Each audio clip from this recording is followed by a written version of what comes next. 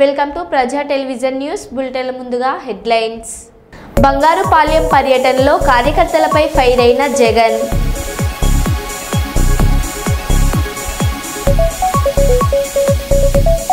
కురవిలోని శ్రీ సత్యసాయి సేవా సమితి ప్రశాంతి నిలయంలో ఘనంగా ప్రారంభమైన గురు పౌర్ణమి వేడుకలు. తల్లిని రైతు వేదికలో వదిలేసిన 4 కొడుకులు.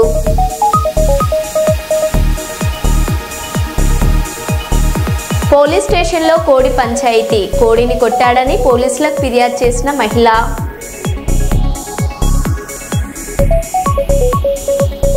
గురు పౌర్ణమి సందర్భంగా కర్నూలు నగరంలోని సాయిబాబా దేవాలయాలు భక్తుల రాకతో కిటకిటలాడాయి. ఇక వివరాల్లోకి వెళ్తే, బంగారుపాలెం పర్యటనలో కార్యకర్తలను తిట్టిన జగన్. మార్కెట్ యార్డ్లో జగన్ చుట్టూ గుమికూడిన కార్యకర్తలను ఉద్దేశించి తిట్లకు లేచిన జగన్. మెట్టుతో కొడతా అంటూ ఊగిపోయిన జగన్ వెనక్కి తిరిగి ఆ మాట అనేలోపు ముందు నుంచి చేయిని లాగిన మరికొంతమంది అభిమానులు.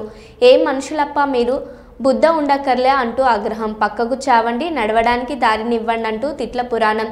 ఏం గాడిదలు కాస్తున్నావా చూసుకుంటూ అంటూ సిఎస్ఓపై అసహనం వ్యక్తం చేసిన జగన్.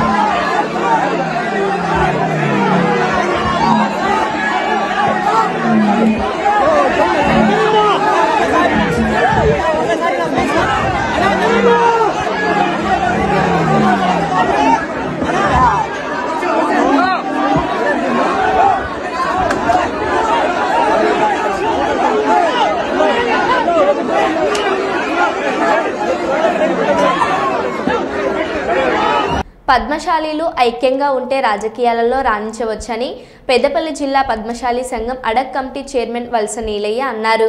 సుల్తానాబాద్ మండలంలోని చిన్న కల్వల బీకే స్టార్లో పద్మశాలీల ఆత్మీయ సమ్మేళనం నిర్వహించి పలు అంశాలపై ఏకగ్రీవ తీర్మానాలు చేపట్టారు. 10వ తరగతిలో 550 మార్కులు సాధించిన విద్యార్థులకు ఘన సన్మానం. రాజకీయాలలో రాణించేందుకు పద్మశాలీలు ఐక్యంగా కృషి చేయాలని, అలాగే పెద్దపల్లి జిల్లా పద్మశాలి సంఘం నూతన కమిటీని ఏర్పాటు చేసేందుకు సన్నాహక చర్యలు చేపట్టారు. అప్పుడు కొత్తగా టీఆర్ఎస్ పార్టీ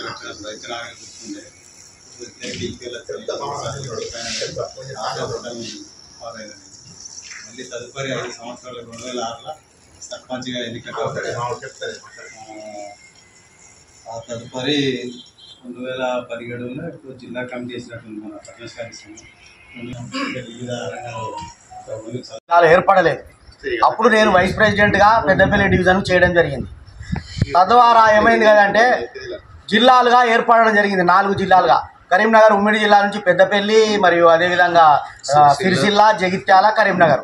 అప్పుడు అన్ని 3 జిల్లాలకు పక్కకు పెట్టి పెద్దపల్లి జిల్లా లోపల నేను ఏదైతే ఉపాధ్యక్షునిగా ఉన్నానో అప్పుడే అర్జెంటుగా ఏంటంటే పెద్దపల్లి మన కంచరబాయి దగ్గర మీటింగ్ మన పద్మశాలి కుల బాంధవులందరితోటి మీటింగ్ చేయడం జరిగింది. చేసి ఆ రోజు మన ఏదైతే మన పెద్దపల్లి జిల్లా నుంచి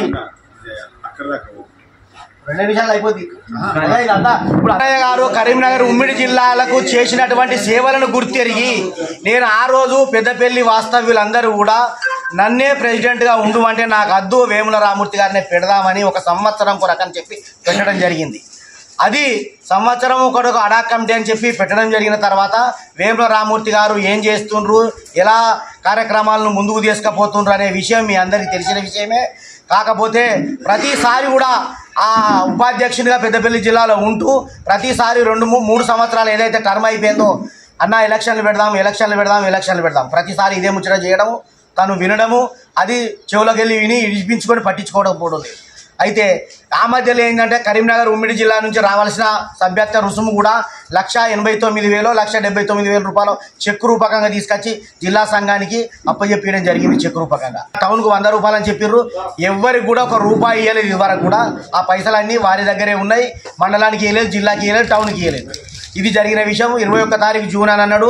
జూలై అయింది, ఆగస్టు అయింది, ఏం సంగతి, మళ్ళీ ఎలక్షన్లు ఎప్పుడు? ఏదైతే అడాక్ కమిటీ ద్వారా కూడా పోయి ఒక లెటర్ ఇవ్వడం జరిగింది. అంతకుముందు మండల అధ్యక్ష కార్యదర్శులు తోటి కూడా ఒకటి లెటర్ తయారు చేసి ఆయన సబ్బన్ రాయమల్ గారి ఆధ్వర్యంలో కూడా వేముల రామూర్తి గారికి ఆయన టు ఆయన అందజేయడం జరిగింది. ఒక నెల రోజుల లోపల ఎలక్షన్లు నిర్వహిస్తానని మాటిచ్చిండు. అలాంటిది ఇప్పుడు దాదాపుగా 10 సంవత్సరాలకు వచ్చింది. 10 సంవత్సరాలకు వస్తే పోయిన సంవత్సరం కామర్త మురళి స్టేట్ ప్రెసిడెంట్ ఎలక్షన్ అయిన తర్వాత పెద్దపల్లి జిల్లా నిర్వీర్యం అయిపోతుంది, టౌన్ ఎలక్షన్లు మండల ఎలక్షన్లు లేవు కాబట్టి అని చెప్పి, మన జిల్లా ఎలక్షన్లు లేవు కాబట్టి ఇక్కడ ఎలక్షన్లు కావాలని చెప్పి మన ఏదైతే ఆర్కే గార్డెన్లో ఒక మీటింగ్ కండక్ట్ చేయడం జరిగింది. తను రావడం జరిగింది. మేము అంతకుముందు ఆడపు సుధాకర్ నేను టీఆర్ఎస్ పార్టీలోనే ఉన్నాము. కాకపోతే జిల్లా సంఘము ఎలక్షన్లకు జిల్లా సంఘం మనం ఎమ్మెల్యే సాబును విజయరమణారావును పిలిపిస్తే టీఆర్ఎస్ వాళ్ళు పిలిస్తే ఎట్లా పోతావు నువ్వు అని చెప్పి మన కుల బాంధవులే ఎమ్మెల్యే గారి రైట్ హ్యాండ్గా ఉండి 2 సార్లు క్యాన్సిల్ చేయించిన ప్రోగ్రాములు ఉన్నాయి. అలాంటప్పుడు అట్లయిన దానికి ఏందన్నా విజయన్న గారు, మేము మీ టీఆర్ఎస్ నుండి కాంగ్రెస్లకు వస్తున్నామని చెప్పి ఆడపు సుధాకరును నేను ఒక 100 మందితోటి ఆ రోజు ఆర్కే గార్డెన్ లోపల ఓన్లీ కులము సంఘము కొరకని చెప్పే మనము కాంగ్రెస్ పార్టీలోకి పోవడం జరిగింది. అప్పుడు ఆ రోజు పోయిన తర్వాత తను కూడా అన్న మాకు సంఘానికి జాగా కావాలంటే దాదాపు ఆనాడు 500 మంది 400 నుంచి 500 మంది అటెండ్ అయ్యారు. అందులో ఒక ఎకరం జాగా ఇస్తా మీకు పద్మశాలి సంఘానికి అని తను చెప్పడం జరిగింది. అది కూడా విజయరమణారావు మాట ఇచ్చిండు. ఇప్పుడు దాదాపుగా కొంతమంది విని ఉన్నారు ఆ మాటను కూడా. అయితే ఈ ఎలక్షన్లు అనేది ఇటే పోతున్నాయి. ప్రతిసారి మేము ఇక మా అడాక్ కమిటీ ఏర్పడ్డ తర్వాత అడాక్ కమిటీ ఎందుకు వేసుకున్నావు అని చెప్పి కూడా మమ్మల్ని క్వశ్చన్ చేస్తే నువ్వు ఎలక్షన్లు పెడతలేవు కాబట్టి స్టేట్ ప్రెసిడెంట్ వచ్చి అలా అడాక్ కమిటీ వేసాడు. అడాక్ కమిటీ ఎందుకు అంటే ఓన్లీ ఎలక్షన్లు నిర్వహించే వరకు మాత్రమే అడాక్ కమిటీ అనేది ఉంటుంది. ఎలక్షన్ల డేట్ డిక్లేర్ అయిన తర్వాత అడాక్ కమిటీ అనేది ఉన్నది. ఎలక్షన్లు కండక్ట్ అయిన తర్వాత అది వారికి తెలుసో తెలియదు. ఏమనంటే నువ్వు అడాక్ కమిటీ వేసుకున్నావు, నువ్వో సంఘం మాదో సంఘం అని అంటారు. ఎక్కడేం సంఘాలు లేవు, జిల్లాలో ఒకటే సంఘం అని చెప్పి కూడా 10-20 మందిని పోయి తన ఇంటికాడ వేముల రామూర్తి ఇంటికాడ కూర్చొని కూడా చెప్పడం జరిగింది. అయినా దాని గురించి కూడా ఇంత చలనం అనేది లేదు. ఇంకొక విషయం, నేను ఈ ఉపాధ్యక్షుడు ఉన్నప్పుడే ఈ పెద్దపల్లి జిల్లాకి ఏదైనా చేయాలి. కర్నూలు గురు పౌర్ణమి సందర్భంగా కర్నూలు నగరంలోని సాయిబాబా దేవాలయాలు భక్తుల రాకతో కిటకిటలాడాయి. గురువారం ఉదయం నుంచే భక్తులు పెద్ద ఎత్తున ఆలయాలకు తరలివచ్చారు. సాయినాథుని దర్శించుకుని ఆశీస్సులు పొందేందుకు భక్తులు ఆలయాల వద్ద పల్లెం క్యూ లైన్లో నిలిచారు. సాయిబాబాకు ప్రత్యేక పూజలు అర్చనలు నిర్వహించారు. ఆలయ ప్రాంగణమంతా భక్తి శ్రద్ధలతో మార్మోగింది.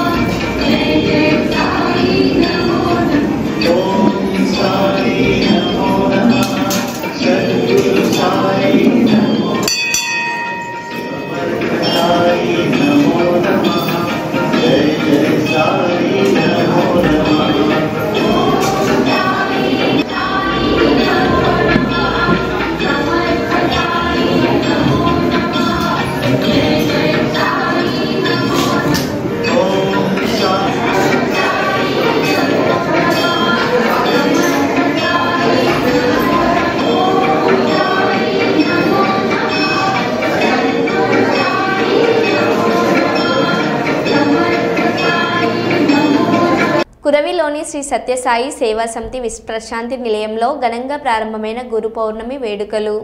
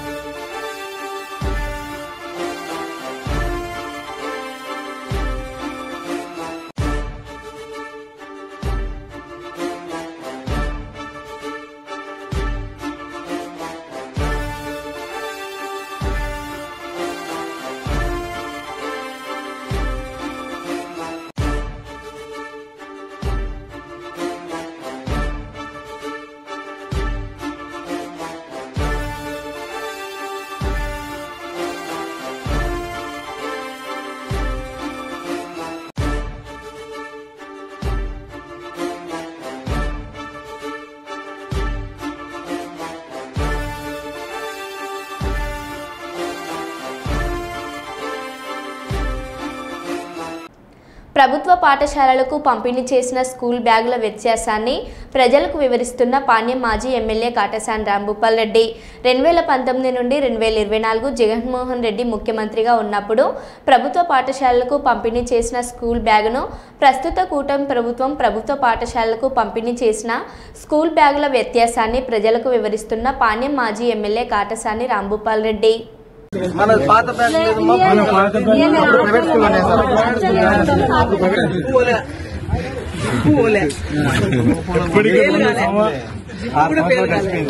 సాక్షుల్లో అన్నారు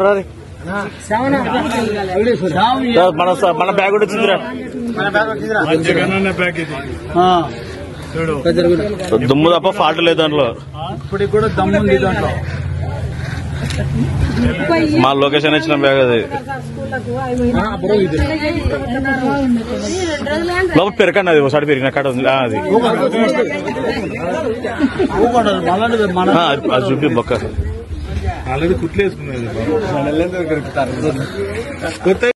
మీరు నిన్న మానుకోట మండలానికి ప్రకటించిన 100 కోట్లలో కేసీఆర్ కేటీఆర్ ఇచ్చినవి, అప్పటి మంత్రిగా నేను ఎమ్మెల్యేగా శంకర్ నాయక్ తెచ్చినవే 99 కోట్లు.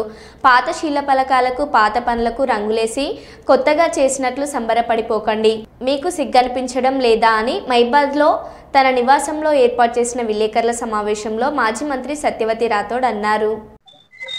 ఆ 100 కోట్లలో 99 కోట్ల రూపాయలు కేసీఆర్ గారు ఇచ్చినాయి, కేటీఆర్ గారు ఇచ్చినాయి, సత్యవతి రాథోడ్ తెచ్చినాయి, శంకర్ నాయక్ గారు తెచ్చినాయి తప్ప ఇంకోటి కాదు. మీకు ఉదాహరణకు ఆ పేర్లన్నీ కూడా చెప్తాం. మేము తీసుకొచ్చిన రోడ్లను మళ్ళీ మార్చి శంకర్ నాయక్ గారు మేము ఇచ్చిన శిలాఫలకాలని మళ్ళీ వేశారు. ఇవాళ కాదు, ప్రభుత్వం వచ్చిన మొదటి శ్రీరామనవమికి వేం నరేందర్ రెడ్డి గారు మానకోటకు వచ్చినప్పుడు మురళీ నాయక్ గారికి, వేం నరేందర్ రెడ్డి గారికి పార్లమెంట్ ఎన్నికల ముందే నేను చెప్పాను, నరేందర్ రెడ్డి గారు మీరు ఇక్కడి నుంచి ముఖ్యమంత్రి గారి ముఖ్య సలహాదారుగా ఎంపిక కావడం చాలా సంతోషం, దానికి స్వాగతం పలుకుతున్నాం. మీరు ముందుగా చేయాల్సిన పని మానకోట అభివృద్ధికి కేసీఆర్ గారు ప్రకటించిన 50 కోట్ల రూపాయలు తిరిగి తెప్పించండి. వాటిని ల్యాబ్స్ అంటే రద్దు చేశారు, వాటికి అనుమతులు ఇప్పియండి వేం నరేందర్ రెడ్డి గారు అంటే ఈ రోజు వరకు కూడా అతి లేదు గతి లేదు. చైర్మన్ గా డాక్టర్ రామ్మోహన్ రెడ్డి గారు నా పక్కనే ఉన్నారు. ఇక్కడ మున్సిపల్ కౌన్సిలర్లు చాలా మంది ఉన్నారు. అందులో దాదాపు 15 కోట్ల రూపాయల పనులు కూడా అయిపోయినాయి. కానీ ఇప్పటి వరకు వాటిని బిల్స్ ఇవ్వలేదు, ఆ 50 కోట్ల రూపాయలు తిరిగి తెచ్చుకోలేదు. అలాంటి దద్దమ్మలు మాట్లాడితే ఇక నోరుంది కదా అని మరి ప్రతిపక్షాల మీద విరుచుకుపడటం, మీ అసమర్థతను, మీ చాతగాని తనాన్ని మీరు గట్టిగా మాట్లాడి కప్పిపుచ్చుకునే ప్రయత్నం చేసినట్టు నేను భావిస్తా ఉన్నాను. మీరు ఫైనాన్స్ మినిస్టరు, పవర్ మినిస్టరు, అందులో ఉప ముఖ్యమంత్రి, మీరు మేం చేసిన శంకుస్థాపనలకు మళ్ళీ రంగులేసుకొని శంకుస్థాపనలు చేసి 100 కోట్లు తీసుకొచ్చినామని ఇక ప్రగల్భాలు పలికితే నిజంగా సిగ్గనిపించట్లేదా? మంత్రులు బట్టి విక్రమార్క కావచ్చు, పొంగులేటి కావచ్చు, వెంకటరెడ్డి గారు కావచ్చు, సురేఖ, సీతక్క, వీళ్ళందరికీ మీకు సిగ్గనిపించట్లేదా మీరు మాట్లాడే మాటలకు, మీరు చేసిన పనులకు? బట్టి విక్రమార్క గారు, మేమేం చేయలేదండి, మీకు గుర్తొచ్చిందా ఆ రోజు మహిళల? తెలంగాణ కుటుంబంలో ఏదైనా సమస్య ఉంటే కూర్చొని చర్చించుకోవాలని కేసీఆర్ ఫ్యామిలీకి సీఎం రేవంత్ రెడ్డి సూచించారు. ఒకరు గల్లీలో మరొకరు ఢిల్లీలో అన్నట్లున్న వీధి బాగోతాలను తెలంగాణ సమాజం గమనిస్తుందని తెలిపారు. 10 ఏళ్ల అధికారం తర్వాత ప్రజలు ఇచ్చిన తీర్పును గౌరవించాలని సూచించారు. అలాగే ఎర్రబెల్లి ఫామ్ హౌస్కే తమ మంత్రుల బృందాన్ని పంపిస్తామని, అన్ని వివరాలను అక్కడే చర్చించుకుందామన్నారు. శాసనమండలి సమావేశాలు ఏర్పాటు చేస్తాం. అన్ని రాజకీయ పార్టీల ప్రజాప్రతినిధులను వాళ్ళ సూచనలు తీసుకుంటాం. అసెంబ్లీకి స్పీకర్ గారి అనుమతితో ఎక్స్పర్ట్స్ని కూడా పిలవడానికి ఒక స్కోప్ ఉంది. అడ్వకేట్ జనరల్ నుంచి ఎక్స్పర్ట్స్ని ఏదైనా ఒక సబ్జెక్ట్ ఉన్నప్పుడు శాసనసభలో అంతేనా సుఖేంద్రని రోజులోకి రప్పించవచ్చు. వాళ్ళ ఆలోచనలు కానీ వాళ్ళ సూచనలు కానీ తీసుకోవచ్చు అంటున్నారు. తెలంగాణ రాష్ట్ర ప్రభుత్వం సిద్ధంగా ఉంది. రాజకీయ పార్టీలుగా ప్రజాప్రతినిధులుగా మనకు భిన్నాభిప్రాయాలు ఉన్న ఎక్స్పర్ట్స్ ఒపీనియన్ కూడా శాసనసభలో ప్రజలకు వినిపిద్దాం. ఇదొక మార్గం. ప్రజాస్వామ్యం పట్ల నమ్మకం ఉన్న వాళ్ళకు, విశ్వాసం ఉన్న వాళ్ళకు, మనల్ని ఎన్నుకున్నదే ప్రజలు చట్టసభల సమస్యల మీద చర్చించి వాటికి ఒక పరిష్కారం చూపించాలా, ప్రజలు కూడా ఒక అవగాహన కల్పించే బాధ్యత ప్రజలు మనకి ఇచ్చిండ్రు. నా మొట్టమొదటి ఆప్షన్ శాసనసభ సమావేశాలు మీరు ఎప్పుడు స్పీకర్ గారికి లేఖ రాసినా మేము చర్చలకు ప్రభుత్వం వైపు నుంచి కూడా మేము సానుకూలంగా స్పందిస్తాం. శాసనసభలో, శాసన మండలిలో కృష్ణానది జలాల మీద, గోదావరి నది జలాల మీద, ఉమ్మడి రాష్ట్రంలో జరిగిన నిర్ణయాల మీద, మీరు 9.5 సంవత్సరాల పరిపాలన తీసుకున్న నిర్ణయాల మీద, ఈ సంవత్సరన్నరలో మేము తీసుకున్న నిర్ణయాల మీద కూలంకషంగా సబ్జెక్టుల వారిగా చర్చిద్దాం, ప్రజలకు వివరిద్దాం. ఈ ప్రభుత్వం సహేతుకమైన సూచనలు, సలహాలు వస్తే తప్పకుండా పాటిస్తుంది. ఎక్స్పర్ట్స్ ఒపీనియన్ కూడా ప్రజలకు, ఇంతకుముందు బట్టి గారు చెప్పారు, ఎక్స్పర్ట్స్ని మనం అందరినీ కాన్ఫిడెన్స్లోకి తీసుకోవాలా, స్టేక్ హోల్డర్స్ని కాన్ఫిడెన్స్లోకి తీసుకోవాలన్నారు. స్టేక్ హోల్డర్స్ని, ఎక్స్పర్ట్స్ని, న్యాయశాఖలో కోవిధులను, సాగునీటి రంగంలో కోవిధులను, మిగతా ప్రజలలో ఉండే వాళ్ళని కూడా అందరినీ పిలిచి అవసరమైన మేరకు ఒక చర్చను ఒక మంచి వాతావరణంలో చర్చించి తెలంగాణ మిగతా రాష్ట్రాలకు, దేశానికి ఆదర్శంగా ఉండే విధంగా చట్టసభల్ని నిర్వహిద్దాం. సభానాయకుడిగా నేను మాటిస్తున్నా, మా వాళ్ళందరి తరఫున ఏ చిన్న గందరగోళం లేకుండా, ఎవరి గౌరవానికి భంగం కలగకుండా సభను నిర్వహించే బాధ్యత నాది.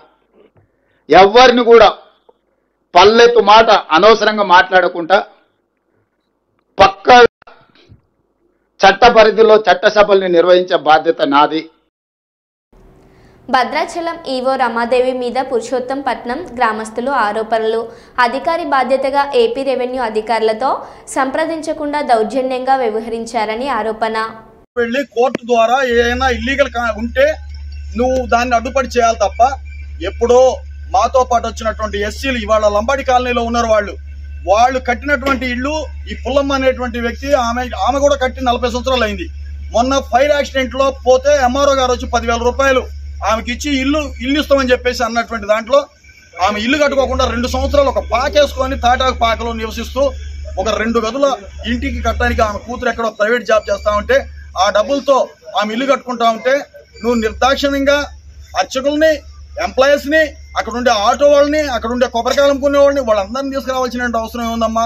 నువ్వు డైరెక్ట్ గా వెళ్ళిపోయి నీ రైట్ ఎంఆర్ఓ గారికి పోలీస్ స్టేషన్ లో కంప్లైంట్ ఇచ్చేస్తే వాళ్లే వచ్చి నీ హక్కు ఉంటే వాళ్లే వచ్చి ఆపుతారు కదా. ఇది కదా చట్టం. చట్టం నీకొకటి మాకొకటి కాదు. చట్టాన్ని అందరం గౌరవించాలా. గౌరవించేటువంటి ఒక ఆఫీసర్ మీరు ఇక్కడికి వచ్చి దౌర్జన్యం చేసేసి పైపెచ్చు మళ్ళీ మా మీద దౌర్జన్యం, ఆమె ఇంటికి వచ్చేసి ఆమెను కింద పడదోసేసి ఆమెని వేసుకున్నటువంటి పిల్లర్లు కోయడానికి చేసినది దౌర్జన్యమా? ఊళ్ళో వచ్చేసి ఆమె అంత దౌర్జన్యం చేస్తా ఉంటే ఊరు గ్రామస్తులందరూ వెళ్ళారు, అడ్డుకున్నారు. కర్నూలు గురు పౌర్ణమి సందర్భంగా కర్నూలు నగరంలోని సాయిబాబా దేవాలయాలకు ఉదయం నుంచి భక్తుల సందడి మొదలైంది. సాయిబాబాను దర్శించుకోవడం కోసం భక్తులు ఉదయం నుంచే ఆలయాల వద్ద క్యూ లైన్లో నిలిచి ఉండి మరి సాయినాథుడికి ప్రత్యేక పూజలు చేసి మరీ దర్శించుకుంటున్నారు. నగరంలోని బీ క్యాప్ నందు శ్రీ సత్య సాయిబాబా టెంపుల్లో ఘనంగా గురు పౌర్ణమి వేడుకలు జరిగాయి. అనంతరం అన్నదాన కార్యక్రమం నిర్వహించారు. ఈ సందర్భంగా మాజీ కార్పొరేటర్ బాబురావు మాట్లాడారు.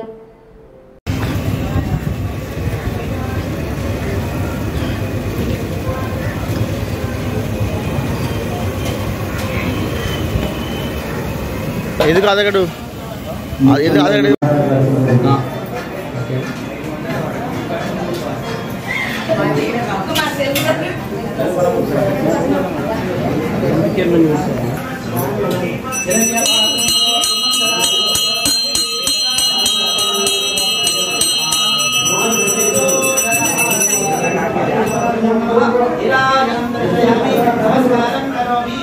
జై బోలో శ్రీ సాయినాథ్ మహారాజ్ की जय।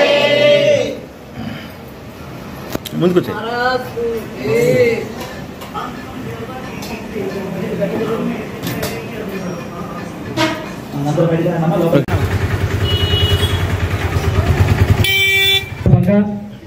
గురుస్వరూప సాయినాథుల వారి ప్రీతికరంగా లోక కళ్యాణార్థం ఆలయ అభివృద్ధి సిద్ధ్యర్థం సామూహిక సాయి సత్యవ్రతం సాయి సంవత్సరంలో మనందరం కూడా ఇక్కడ సాయి సత్యవ్రతం చేసుకున్న మన భాగ్యం కాబట్టి భక్తాదులందరూ కూడా మరొకసేపట్లో సాయి సత్యవ్రతం ప్రారంభం కానున్నది. సత్యవ్రతం అనంతరం బాబా వారికి మధ్యాహ్న హారతి అనంతరం అందరూ కూడా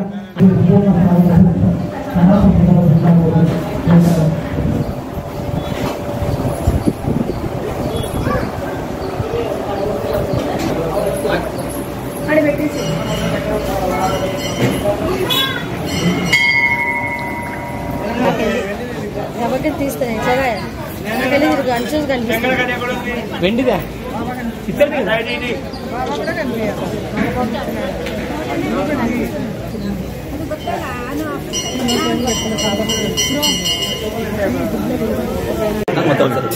జై శ్రీరామ్. భక్తులందరికీ గురు పౌర్ణమి శుభాకాంక్షలు.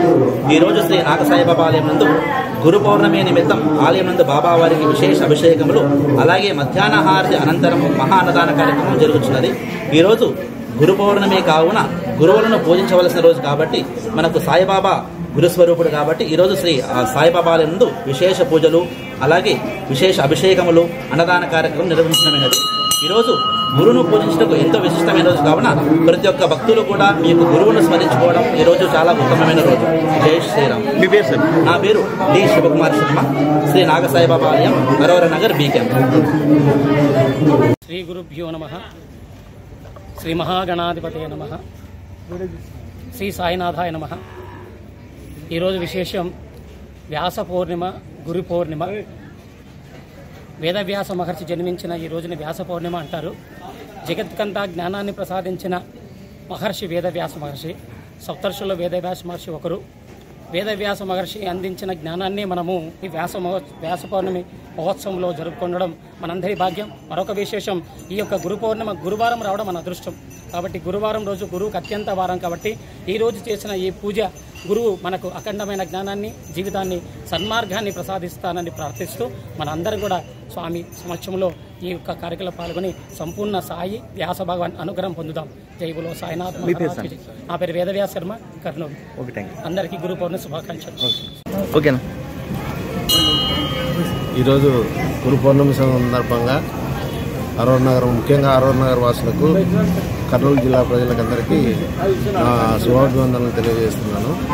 ఈరోజు ముఖ్యంగా గురు పౌర్ణమి రోజున భక్తులందరూ వచ్చి పూజించుకొని ఇక్కడ ఇచ్చే ప్రసాదాలు నాగసాయిబాబా గుడి నందు ప్రతి సంవత్సరము గురు పౌర్ణమికి పెద్ద ఎత్తున 2000 మందికి అన్నదాన కార్యక్రమం జరుగుతుంది. ఆ కార్యక్రమంలో ప్రతి ఒక్క భక్తులు పాల్గొని ఈ కార్యక్రమాన్ని జయప్రదం చేస్తారు. అదేవిధంగా ఈ నాగసాయిబాబా టెంపుల్ వల్ల చాలామందికి మేలు జరుగుతుంది పూజ చేసుకోవడం వల్ల, ఆయన పూజించడం వల్ల. కాబట్టి ఇక్కడికి వచ్చే ప్రతి ఒక్క భక్తులకు భక్తురాళ్ళకందరికీ నా హృదయపూర్వక నమస్కారం తెలియజేస్తున్నాను. ఢిల్లీలో బడేబాయ్ గల్లీలో చోటేబాయ్ ఇద్దరి ప్రభుత్వంలో ఒక ముస్లిం మంత్రి లేడు అని హరీష్ రావు అన్నారు. बेरोजगार युवा के लिए 10-10 लाख रुपए देते बोले कांग्रेस. अब 20वां महीना चल रहा, एक मुसलमान बच्चे और बच्ची के लिए लोन मिला 10 लाख, एक आदमी को मिला. बात तो करोड़ों में है, काम पकौड़ी में है. दोनों का एक ही है. वो दिल्ली में बड़े भाई का, ये गली का छोटे भाई का रास्ता एक ही है. वो बड़े भाई के सरकार में कोई मुसलमान को जगह नहीं मिला.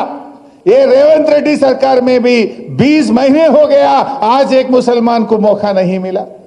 क्या एक आदमी इस पूरी तेलंगाना में मिनिस्टर बनने के काबिल नहीं है क्या? क्यों नहीं दिए आप लोग? बात तो बोलते सेक्युलर, आप सेकंड एक्सपेंशन भी करे. लोग बहुत उम्मीद से देख रहा था कि कम से कम इसमें तो भी देंगे, उसमें भी आप हाथ दे दिए, वहां भी नहीं दिए. మరో బులెటిన్లో మళ్ళీ కలుద్దాం. Stay tune.